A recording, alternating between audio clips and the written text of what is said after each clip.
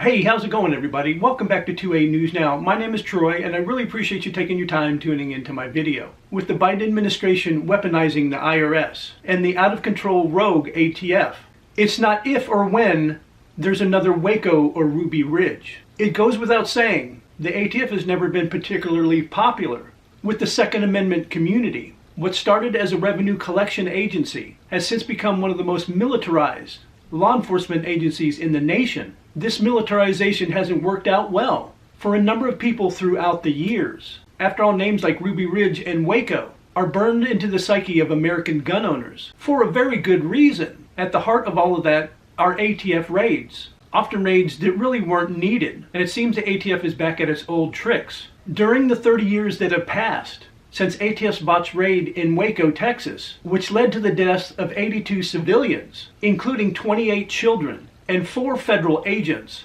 the agency appears to have forgotten that when it picks fights for no reason and uses excessive force, law-abiding Americans pay with their lives. And as we all know from stories recently, the ATF has started raiding again. It will only be a matter of time before another tragedy occurs and more innocent lives are lost. And this is just a few examples that I've covered over the past couple of months to prove my point.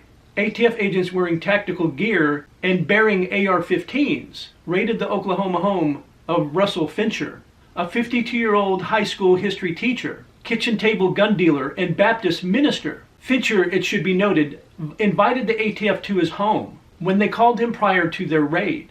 He offered no resistance, as you would expect from a clergyman, but ATF agents hit his home like he was Southeast Oklahoma's next bin Laden. Anyone who has ever taken doors that were defended by more than a cooperative pastor and his terrified 13-year-old boy realizes this is serious business. Raids rely upon surprise, speed, and violence of action, not exactly the tactics that were needed at Fincher's modest Tuscaloosa home. The ATF isn't the only federal agency to cowboy up and start raiding. As I mentioned, the Biden-Harris administration recently weaponized the IRS too, turning it into another well-armed paramilitary force, which, like the ATF, only answers to the president. The two agencies have even started raiding together. Last month, a joint ATF-IRS tactical team raided Highwood Creek Outfitters in Great Falls, Montana.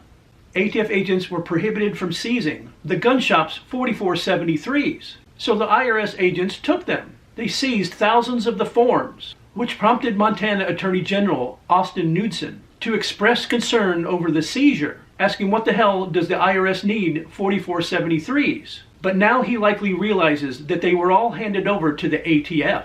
Thankfully, no one was killed or wounded during the raid. But how long can that last? It was insane when the IRS took the paperwork, when there was absolutely no reason for them to do so.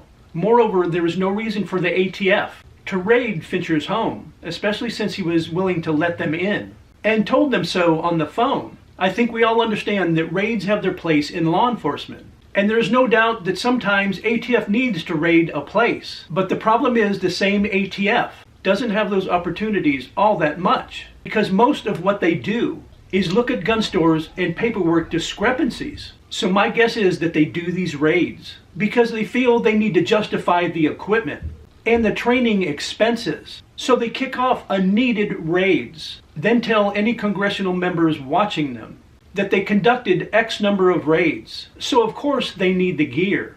It's not because they do. And the problem is the raids can go sideways. Look at the deaths of Amir Locke and Breonna Taylor, for example. Both were killed because the police conducted a no-knock raid on people that were innocent.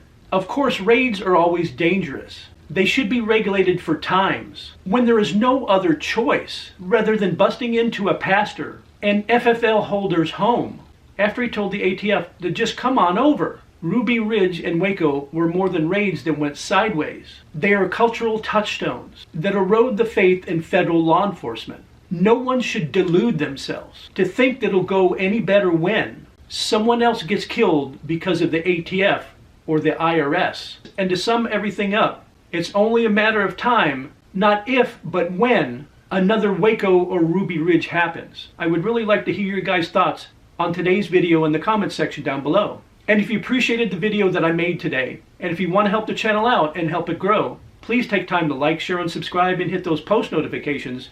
I would be very grateful. And I invite everybody back to see my next video.